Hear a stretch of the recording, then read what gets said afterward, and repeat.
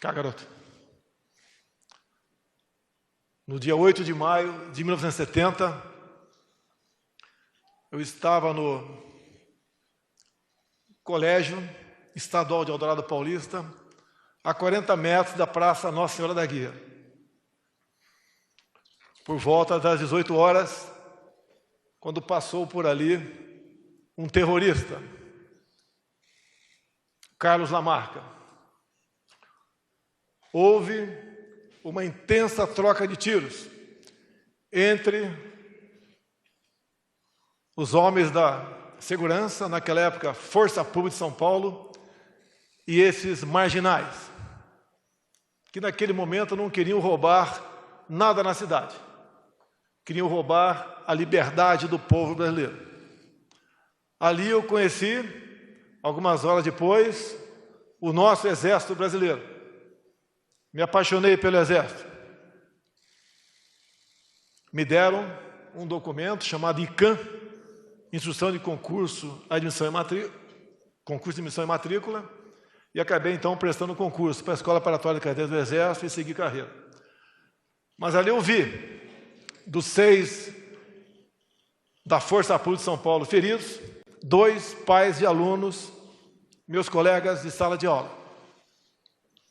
Ouvi os estampidos do tiro e vi o sangue de inocente na praça. Essa mesma organização, uma de suas integrantes, foi presidente da República. Passou há pouco tempo por aqui. Ao meu lado aqui, uns jovens, uma garotada, que poderia ser nossos filhos e netos. Se desde há muito, General Pazuello, as nossas Forças Armadas não fossem mais que guardiãs, as ativas na manutenção da nossa liberdade. E um momento de reflexão. Como pode um país rico como a Venezuela, em petróleo, ouro, entre outros bens, de repente, mergulhar na miséria? Os números de hoje bem comprovam. O salário mínimo lá são de R$15. Mas como mergulho numa situação como essa? Vem do populismo, da conversa fácil de dirigentes que fazem seu trabalho junto aos mais pobres e mais humildes para atingir seu objetivo.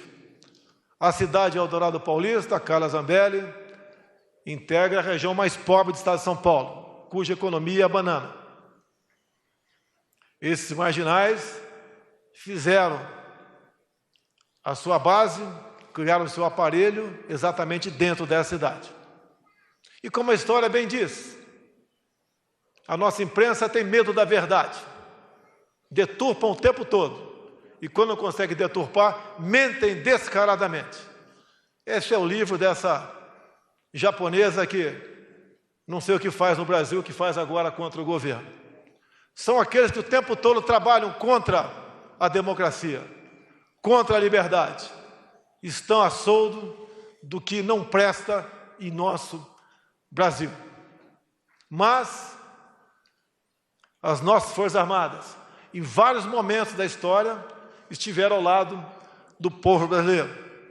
Nós sempre fomos fiéis aos seus destinos. Não abrimos mão da liberdade. E o que eles mais querem, mais tentaram no passado, é exatamente isso. Usar as armas da democracia, essa esquerda, para atingir o poder absoluto. Fizeram na Venezuela a conversa fácil, a demagogia, a mentira deslavada para atingir os seus objetivos. A Venezuela chegou a um ponto de difícil retorno, mas nós acreditamos nele e o governo brasileiro, junto com outros chefes de Estado, como estive orgulhosamente com Donald Trump, trabalhamos para que ela volte à sua normalidade. Esses que estão vendo do nosso lado aqui, garotos, jovens, muitos com os pais aqui, outros com seus pais na Venezuela, fugiram da fome, da violência e da miséria. Em 2016, mais uma vez, conseguimos nos livrar desse grande mal que nunca deixou de rondar o nosso Brasil. Em 2018, aconteceram 2 milagres. Sei que existem dezenas de milhares de pessoas muito melhores capacitadas do que eu. Mas eu tive uma oportunidade, já, prezado Pazuello, que demos no passado, fizemos nosso juramento de dar a vida pela pátria se preciso for. Eu dei o meu mandato. Tinha um mandato de deputado federal tranquilo, ou senador tranquilo, para se eleger pelo Rio de Janeiro. Resolvi enfrentar esse brutal sistema que ainda existe entre nós, para buscar um meio de salvar o nosso Brasil. Dos 13 candidatos, com chance entre eles, eu era o único diferente. Quando levei a facada, não foi ela que me elegeu. Eles sabiam que só tinha uma maneira de me tirar do páreo, era me assassinando. E estes, que eu não tenho provas ainda, porque não sou leviano como eles, foram os que tentaram realmente abreviar a minha vida e assim retornar para o PT o comando do nosso Brasil. Irmãos da Venezuela que estão aqui, se tivesse aqui o Haddad, vocês não estariam aqui. Ele estaria lá com o Maduro. Então, meus senhores, minhas senhoras, o que mais nós temos de sagrado, que é a nossa liberdade, é a nossa democracia, nós temos que todo dia zelar e lutar por ela. Caso contrário, podemos entrar na situação que entrou a Venezuela. Temos um outro país aqui no Brasil, que quis o seu povo eleger para governá-los exatamente aqueles que no passado colocaram esse país na situação de dificuldade que se encontra. Não adianta termos raiva, culpar os outros pelo nosso insucesso, achar que, sem cada um fazer a sua parte, podemos garantir dias melhores para todos nós. Eu peço a Deus que continue abençoando o nosso Brasil. Abra a mente daqueles que ainda estão do lado da esquerda. Essa maldita esquerda que não deu certo em lugar nenhum do mundo. E alguns temam em querer fazer com que ela volte ao poder. Agradeço a Deus mais uma vez pela oportunidade da minha vida e do verdadeiro milagre da eleição, onde não tínhamos nada para assumir, para ganhar as eleições, tendo em vista a situação, ou seja, como era a política de antigamente. Essa oportunidade ímpar, Sérgio Moro, que nós temos de mudar o Brasil, também está nas mãos dos 22 ministros, num primeiro momento, que me acompanham. A responsabilidade de todos vocês é enorme.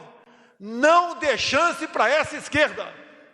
Eles não merecem ser tratados como se fossem pessoas normais, que quisessem o bem do Brasil.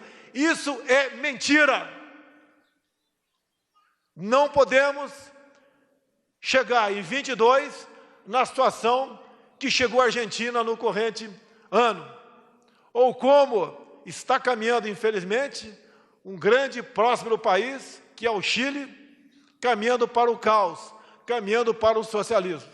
Não podemos deixar que os nossos filhos cheguem na situação dessa garotada que está do meu lado, fugir do país por ter, ao usar as armas da democracia, estes bandidos corruptos retornarem ao poder. Meus senhores e minhas senhoras, agradeço a Deus pela vida e a vocês, em grande parte, pela missão de conduzir os destinos do nosso Brasil. Mas essa responsabilidade é de cada um de vocês. Não queiram que um homem só mude o destino do Brasil. Não tenho forças para isso. Preciso de vocês. Nós precisamos de um dos outros. Essa imprensa que está aqui agora me olhando, estou sob suas lentes.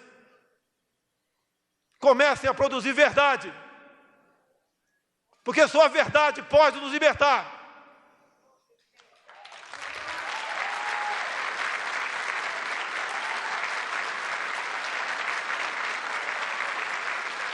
A essa imprensa, não tomarei nenhuma medida para censurá-los, mas tomem vergonha na cara. Deixe o nosso governo em paz, para poder levar paz, tranquilidade e harmonia ao nosso povo.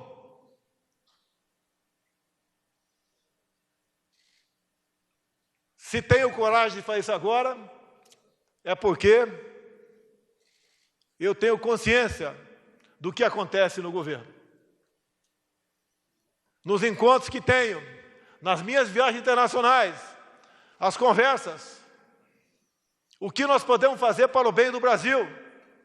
Há pouco, a imprensa falou barbaridade sobre a possível taxação do aço e do alumínio. Resolvemos o problema. Nenhuma linha por parte deles sobre esse efeito. Há pouco, a grande imprensa também nos atacou por ter a Argentina, há poucas semanas, ter prioridade para o CDE. Não temos uma briga contra a Argentina. O comércio mundial não tem amizades. Conseguimos mudar a situação. Essa nossa imprensa também não diz nada. Ninguém fez mais que o nosso governo nos últimos anos. Tenho plena consciência das minhas limitações, mas tenho humildade para sempre perguntar e discutir com quem está do meu lado e, às vezes, nas mídias sociais, qual a melhor maneira que nós podemos ter para solucionar os problemas. Meus senhores, não teremos outra chance. O Brasil, mais do que tem que dar certo agora, o Brasil vai dar certo.